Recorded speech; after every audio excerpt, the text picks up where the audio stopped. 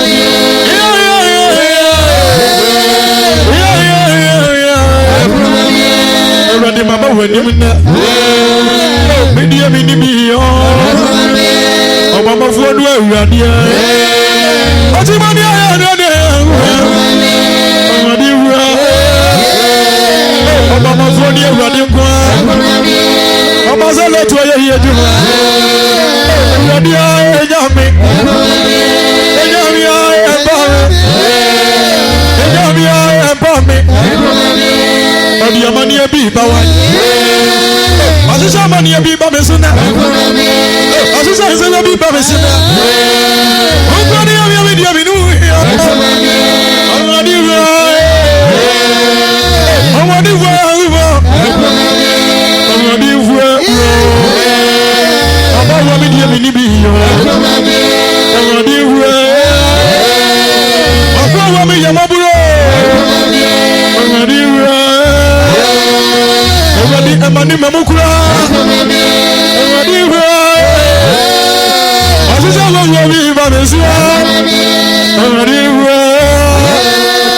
Odia kwanjia bi ba me so na Awurade vuo timi yo Yes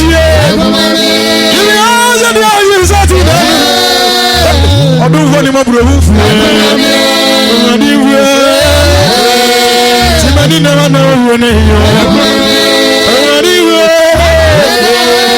Awurade vuo timi Awurade enyami yo What is your son? What is our lobby? Me on the air.